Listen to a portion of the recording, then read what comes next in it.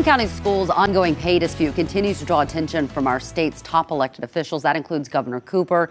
People who are on the election ballot right now to lead the state are also weighing in. CBS 17's Russ Bowen is here now, and Russ, you had a chance to talk to the newly retired state Supreme Court Justice Mike Morgan. That's right. We talked about whether the state should be playing a bigger role in situations like what's happening in Durham County and what the state could do to prevent something like this from happening elsewhere.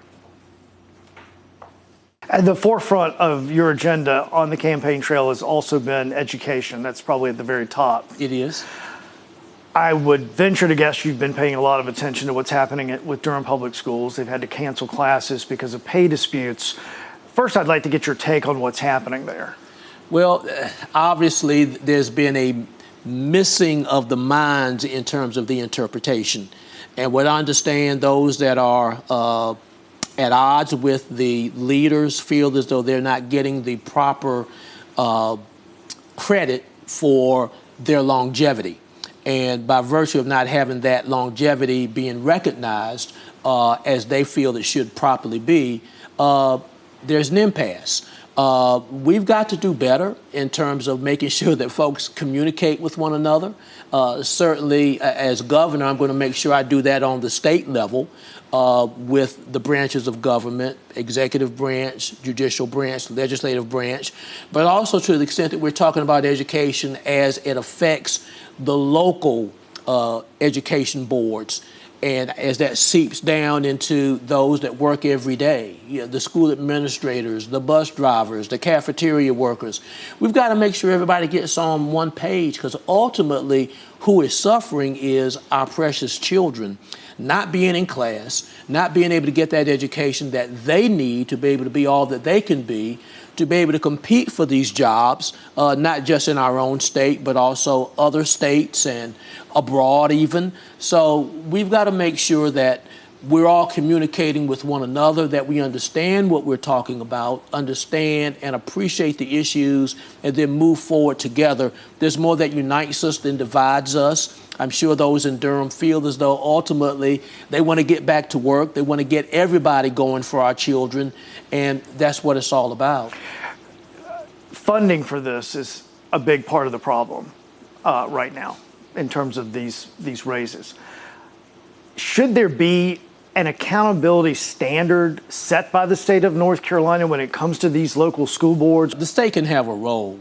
The state should not impose itself upon the local school systems. There is a certain autonomy there that we do have to respect.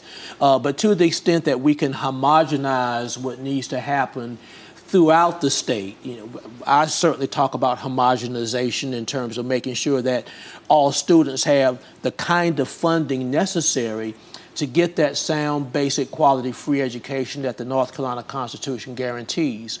But we've got to go a step further than that. We can't have our children to be educated if we don't have the systems in place and have the personnel in place to make sure that everything is working as it should. But we've got to make sure that there is some autonomy, but by the same token, we've got to make sure that there's not the kind of autonomy that is inconsistent with what every student, no matter where you live in North Carolina, is entitled to have when it comes to an education.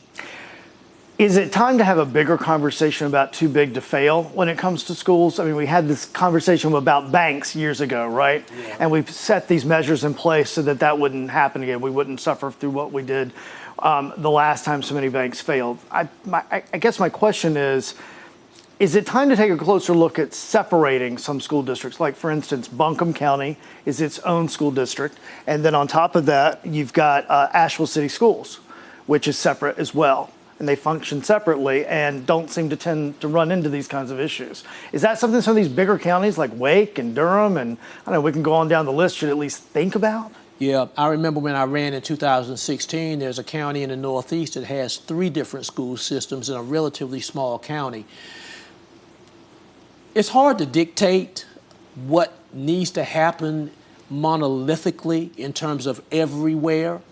But I do share at least what you're bringing up and what others bring up, which is if you've got too many hands in the pot, if you've got too much going on, in terms of so many different entities getting in each other's way, then you're losing something in terms of being able to deliver the product, because you've got so many different entities trying to deliver the product, that the product, namely education, is getting lost in the shuffle. We've got to have some evaluations, and we do have these conferences and conventions and so forth statewide. We probably should open it up and at least have, when we have these agendas, have these kinds of very honest discussions.